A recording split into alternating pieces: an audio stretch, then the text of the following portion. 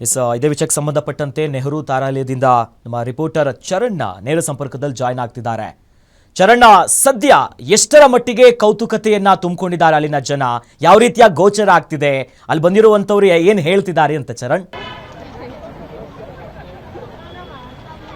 S Akhilesh, ಪ್ರಮುಖವಾಗಿ ಚಂದ್ರಗ್ರಹಣವನ್ನ ನೋಡ್ಲಿಕ್ಕೆ ಪ್ರಮುಖವಾಗಿ ಸಾವಿರಾರು ಸಂಖ್ಯೆಯಲ್ಲಿ ಜನ ಬಂದಿರುವಂತದ್ದು. ಯಾಕಂತ ಹೇಳಿದ್ರೆ ಈ ಒಂದು ಕೌತುಕವಾದಂತಹ ದೃಶ್ಯಗಳೇನಿದೆ ಅದನ್ನ ಕಣ್ತುಂಬಿಸಿಕೊಳ್ಳಿಕ್ಕೆ ಜನ ಸಾಲುಗಟ್ಟಿ ನಿಂತಿರುವಂತದ್ದು ದೃಶ್ಯಾವಳಿಯಲ್ಲಿ ಗಮನಿಸ್ತಾ ಇರಬಹುದು. ಟೆಲಿಸ್ಕೋಪ್ ಮೂಲಕ ಚಂದ್ರನನ್ನ ನೋಡುವಂತಹ ಪ್ರಕ್ರಿಯೆಯಲ್ಲಿ ಜನ ಕೂಡ ತೊಡಗಿಕೊಂಡಿರುವಂತದ್ದು. ಯಾಕಂತ ಹೇಳಿದ್ರೆ ಅನೇಕ ವರ್ಷಗಳ ಬಳಿಕ ಈ ಒಂದು ವ್ಯವಸ್ಥೆ ಏನಿದೆ ಮತ್ತೆ ಈ ಒಂದು ವಿಸ್ಮಯಕಾರಿಯಾದಂತಹ ಘಟನೆ ಕೂಡ ನಡೆಯುವಂತದ್ದು. ಈ ನಿಟ್ಟಿನಲ್ಲಿ ಜನ ಕೌತುಕರಾಗಿ ಬರ್ತಾ ಇರುವಂತದ್ದು. ಸುಮಾರು 4 ರಿಂದ 8 ಟೆಲಿಸ್ಕೋಪ್ ಗಳನ್ನ ಈ ಒಂದು ನೆಹರು ತಾರಾಲಯದಲ್ಲಿ ಅಳವಡಿಕೆಯನ್ನ ಕೂಡ ಮಾಡಲಾಗಿರುವಂತದ್ದು. ಸದ್ಯ ಸಂಪೂರ್ಣ ಗ್ರಹಣ ಬಂದಿರೋದ್ರಿಂದಾಗಿ ಚಂದ್ರ ಮೋಡಗಳ ಮಧ್ಯದಲ್ಲಿ ಮರೆಮಾಚಿ ಹೋಗಿರುವಂತದ್ದು. ಆದ್ರೂ ಕೂಡ ಜನ ಕೌತುಕವಾಗಿ ಟೆಲಿಸ್ಕೋಪ್ ಮೂಲಕ ಚಂದ್ರನನ್ನ ನೋಡುವಂತಹ ಪ್ರಯತ್ನವನ್ನ ಮಾಡ್ತಾ ಇದ್ದಾರೆ. ಅದರ ಜೊತೆಗೆ ಒಂದಿಷ್ಟು ಜನ ತುಂಬಾ ಖುಷಿಯಾಗಿರುವಂತದ್ದು. ಯಾಕಂತ ಹೇಳಿದ್ರೆ ಈ ರೀತಿಯಾದಂತಹ ದೃಶ್ಯಾವಳಿಗಳನ್ನ ನೋಡೋದು ಸಿಗೋದು ತುಂಬಾ ವಿರಳ. ಮತ್ತೆ ಈ ರೀತಿಯಾದಂತಹ ದೃಶ್ಯಾವಳಿಗಳು ನೋಡಬೇಕು ಅಂತ ಹೇಳಿದ್ರೆ ಸುಮಾರು 4 ರಿಂದ 5 ವರ್ಷಗಳ ಕಾಲ ಕಾಯುವಂತಹ ಪರಿಸ್ಥಿತಿ ಕೂಡ ನಿರ್ಮಾಣ ಆಗುತ್ತೆ.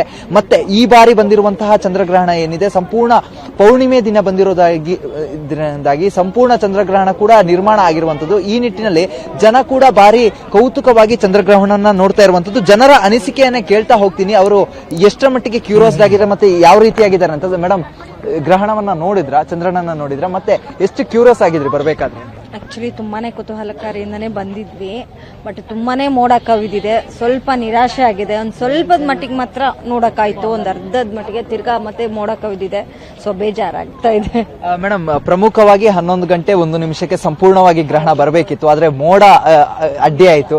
ಎಷ್ಟು ಬೇಸರ ಆಯ್ತು ಮೇಡಮ್ ಆ ಟೈಮ್? ಅದೇ ಹೇಳಿದ್ವಲ್ಲ, ನೋಡಕ್ ಆಗ್ಲಿಲ್ವಲ್ಲ ಅನ್ನೋ ಬೇಜಾರಿದೆ. ಮೇಡಮ್, ಈಗ ಪ್ರಮುಖವಾಗಿ ಅರ್ಧ ಚಂದ್ರನನ್ನ ನೋಡಿದ್ರಿ, ಕೆಂಪು ಬಣ್ಣಕ್ಕೆ ತಿರುಗ್ತಾ ಇರೋದು, ಆ ಒಂದು ವಿಸ್ಮಯಕಾರಿ ಘಟನೆ ಅದು ಎಷ್ಟು ಖುಷಿ ಕೊಡ್ತು? ಇಲ್ಲ, ಅದೇ ಹೇಳಿದ್ವಲ್ಲ, ಏನೇಂದ್ರು ಅಟ್ಲೀಸ್ಟ್ ಒಂದ್ ಸ್ವಲ್ಪ ಮಟ್ಟಿಗೆ ಆದ್ರೂ ನೋಡಿದ್ವಲ್ಲ ಅನ್ನೋ ಖುಷಿ ಖಂಡಿತ ಇದೆ. ಪೂರ್ತಿ ನೋಡಕ್ ಆಗ್ತಾ ಇಲ್ವ ಅನ್ನೋ, ಬಟ್ ಓಕೆ, ಆ ದುಃಖನ ಪಕ್ಕಕ್ಕಿಟ್ರೆ ಖುಷಿ ಇದೆ. ನೋಡಿದೀವಿ, ಅಟ್ಲೀಸ್ಟ್ ಸ್ವಲ್ಪನಾದ್ರೂ ನೋಡಿದೀವಿ ಅನ್ನೋ ಖುಷಿ ಇದೆ. ಮೇಡಮ್, ಈ ರೀತಿಯಾದಂತಹ ಘಟನೆಗಳು ಬರೋದು ಪ್ರಮುಖವಾಗಿ ಅನೇಕ ವರ್ಷಗಳ ಬಳಿಕ. ಈಗ ಬಂದಿದ್ದೀರಾ, ಎಷ್ಟು ಕ್ಯೂರಿಯಸ್ ಆಗಿದ್ರಿ ಬರ್ಬೇಕಾದ್ರೆ ನೀವು? ಹೇಳಿದ್ವಲ್ಲ, ಮಕ್ಕಳು ಕೂಡ ಖುಷಿಯಿಂದಾನೇ ಬಂದ್ರು. ಇದಂದ್ರೆ ಯಾಕಂದ್ರೆ ಇವಾಗ ನೋಡಿ, ಈಗ 2025 ಬಂದು ನೆಕ್ಸ್ಟ್ 26 ಇದೆ, ಅಗೇನ್ 28 ಇದೆ. ಸೊ ಇದೆಲ್ಲ ವಾರಕ್ಕೆ ತಿಂಗಳಿಗೆ ಆತರ ಬರೋದಿಲ್ಲ, ವರ್ಷಾನ್ಗಟ್ಲೆ ಕಾದ್ಬಿಟ್ಟು ಬರೋದು. ಅದರಲ್ಲೂ ಇದು ಖಗ್ರಾಸ ಚಂದ್ರಗ್ರಹಣ, ಸೂರ್ಯನ ಇದು ಅನಂತ, ಅದು ಹುಣ್ಣಿಮೆ ದಿನ ಬಂದಿರೋದು. ಸೊ ತುಂಬಾ ವಿಶೇಷಗಳಿತ್ತು ಈ ಗ್ರಹಣಕ್ಕೆ. ಸೊ ಆ ಖುಷಿಲೇನೆ ಬಂದಿದ್ದು, ನೋಡ್ಬೇಕು ಅನ್ನೋ ಇದರಿಂದ.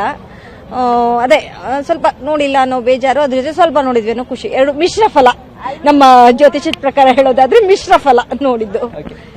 ನೀವೇನ್ ಹೇಳ್ತೀರಾ ಸರ್? ಈಗ ಇದನ್ನ ನಾವು ಕಳ್ಕೊಂಡ್ರೆ ಇನ್ನು 3 ವರ್ಷ ಅಂದ್ರೆ 2028 ಡಿಸೆಂಬರ್ ಅಲ್ಲಿ ಬರುವಂತದ್ದು. ಈಗ ನೋಡೋಣ ಅಂತ ಬಂದ್ರೆ ಮೋಡ ಮುಚ್ಚಿರೋದ್ರಿಂದ ಸ್ವಲ್ಪ ಅಡ್ಡಿಯಾಗಿದೆ. ಆದ್ರೂ ನಾವು ವೇಟ್ ಮಾಡಿ ಅದನ್ನ ನೋಡ್ಕೊಂಡು ಹೋಗ್ತೀವಿ. ಸರ್, ಎಷ್ಟೊತ್ತವರೆಗೂ ವೇಟ್ ಮಾಡ್ತೀರಾ ಸರ್? ಗ್ರಹಣ ಮುಗಿಯೋರು 2 ಗಂಟೆ ಮುಗಿಯುತ್ತೆ ಅಂತಾರೆ. ಅದ್ರ ನಡುವೆ ಮೋಡ ಹೆಂಗಿದ್ರು ಹೋಗ್ಲೇಬೇಕು, ನಾವು ನೋಡ್ಕೊಂಡು ಹೋಗೋಣ ಅಂತ ವೇಟ್ ಮಾಡ್ತಾ ಇದ್ದೀವಿ.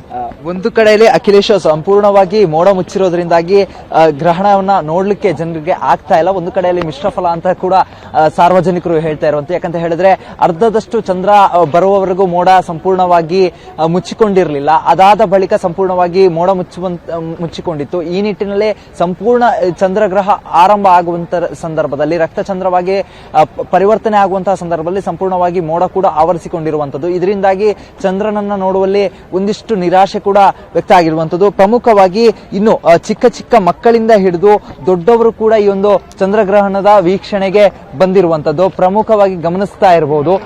ಪುಟ್ಟ ಮಕ್ಕಳು ಕೂಡ ಈ ಒಂದು ವಿಸ್ಮಯಕಾರಿ ಘಟನೆಯನ್ನ ನೋಡ್ಲಿಕ್ಕೆ ಬಂದಿರುವಂತದ್ದು. ಯಾಕಂತ ಹೇಳಿದ್ರೆ ಶಾಲೆಗಳಲ್ಲಿ, ಪುಸ್ತಕಗಳಲ್ಲಿ ಓದಿರ್ತಾರೆ ಚಂದ್ರಗ್ರಹಣ, ಸೂರ್ಯಗ್ರಹಣದ ಬಗ್ಗೆ. ಆದ್ರೆ ಅದು ಯಾವ ರೀತಿಯಾಗಿ ನಡೆಯುತ್ತೆ ಮತ್ತೆ ಆ ಒಂದು ಪ್ರಕ್ರಿಯೆ ಏನು ಎಂಬುದನ್ನ ಕೂಡ ನೋಡ್ಲಿಕ್ಕೆ ಮಕ್ಕಳು ಬಂದಿರುವಂತದ್ದು. ಮತ್ತೆ ಕೌತುಕದಿಂದ ಕೂಡ ಚಂದ್ರನನ್ನ ನೋಡ್ತಿರುವಂತದ್ದು. ಒಟ್ಟಿನಲ್ಲಿ ಇಲ್ಲಿ ಮಾಡಿರುವಂತಹ ವ್ಯವಸ್ಥೆ ಏನಿದೆ, ಈ ಒಂದು ವ್ಯವಸ್ಥೆಗೆ ಜನ ಕೂಡ ಸಾಥನ್ನ ಕೂಡ ನೀಡ್ತಾ ಇರುವಂತದ್ದು. ಯಾಕಂತ ಹೇಳಿದ್ರೆ ಯಾವುದೇ ರೀತಿಯಾಗಿ ನೂಕುನುಗ್ಗಲು ಮಾಡದೆ ಸರದಿ ಸಾಲಿನಲ್ಲಿ ಬಂದು ಚಂದ್ರನ ಗ್ರಹಣವನ್ನ ನೋಡುವಂತಹ ಕೆಲಸವನ್ನ ಕೂಡ ಮಾಡ್ತಿರುವಂತದ್ದು. ಇದರಿಂದಾಗಿ ಒಂದು ಕಡೆಯಲ್ಲಿ ಚರಣ ಅಂದ್ರೆ ಅಲ್ಲಿ ಮಕ್ಕಳೆಲ್ಲ ಸೇರಿದ್ದಾರೆ, ಮಕ್ಕಳು ಈ Yes, ಗ್ರಹಣವನ್ನು ಖಂಡಿತ ನೋಡಿ ಅಖಿಲೇಶ್, ಯಾವ ರೀತಿ ಮಕ್ಕಳನ್ನ ಮಾತನಾಡಿಸುವಂತಹ response ಪ್ರಯತ್ನವನ್ನ ಕೊಡ್ತಿದ್ದಾರೆ ಮಾಡ್ತಾ ಅಂತ ಹೋಗ್ತೀನಿ. ಮಾತಾಡ್ಸುವಂತ ಹೇಗಿತ್ತು ನೋಡ್ದ ಚಂದ್ರಗ್ರಹಣ?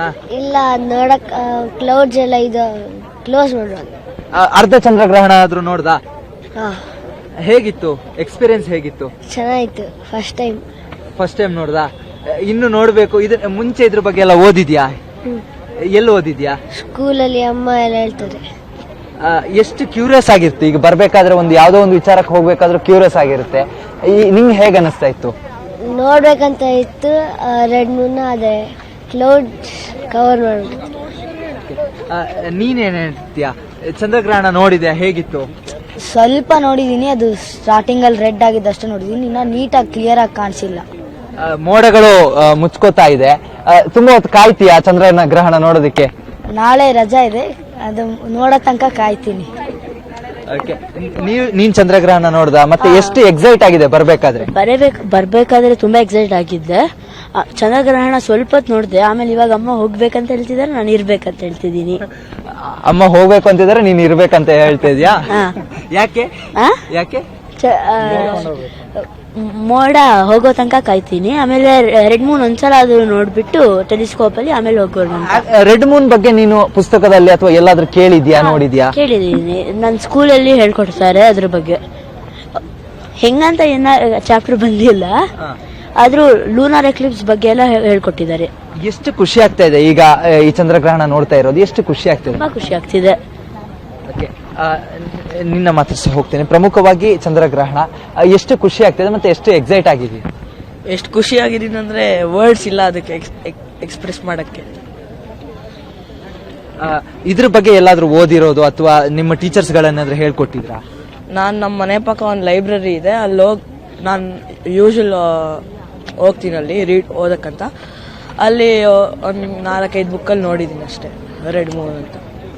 ಇದಿಷ್ಟು ಅಖಿಲೇಶ್ ಮಕ್ಕಳು ಹೇಳ್ತಾ ಇರುವಂತದ್ದು. ನಾವು ಶಾಲೆಯಲ್ಲಿ ಪುಸ್ತಕಗಳಲ್ಲಿ ಮತ್ತೆ ಲೈಬ್ರರಿಗಳಿಗೆ ಹೋದಂತಹ ಸಂದರ್ಭದಲ್ಲಿ ಪುಸ್ತಕಗಳಲ್ಲಿ ನೋಡಿರ್ತೀವಿ, ಆ ಚಿತ್ರಣಗಳನ್ನ ನೋಡಿರ್ತೀವಿ, ಆ ರೆಡ್ ಮೂನ್ ಬಗ್ಗೆ ನೋಡಿರ್ತೀವಿ. ಇದರಿಂದಾಗಿ ಅದ್ರ ಬಗ್ಗೆ ಒಂದಿಷ್ಟು ನಮಗೆ ಅರಿವಿರುತ್ತೆ. ಆದ್ರೆ ಅದನ್ನ ಲೈವ್ ಆಗಿ ಟೆಲಿಸ್ಕೋಪ್ ಗಳ ಮೂಲಕ ನೋಡ್ತಾ ಇರುವಂತದ್ದು ಒಂದು ಕಡೆ ಕ್ಯೂರಿಯಾಸಿಟಿಯನ್ನ ಕೂಡ ತಂದಿತ್ತು. ಮತ್ತೆ ಪೋಷಕರು ಒಂದು ಕಡೆಯಲ್ಲಿ ಮನೆಗೆ ಹೋಗೋಣ, ಮೋಡ ಮುಸ್ಕಿದೆ, ಚಂದ್ರ ಕಾಣಿಸೋದಿಲ್ಲ ಅಂತ ಹೇಳಿ ಹೋದ್ರು ಕೂಡ ಮಕ್ಕಳು ಒಂದಿಷ್ಟು ಹಠ ಮಾಡಿ ಇಲ್ಲ ಬರೋದಿಲ್ಲ, ನಾನು ಸ್ವಲ್ಪ ಹೊತ್ತು ಕಾಯ್ತೇನೆ ಅಂತ ಕೂಡ ಕಾಯ್ತಾ ಇರುವಂತದ್ದು ಅಖಿಲೇಶ್.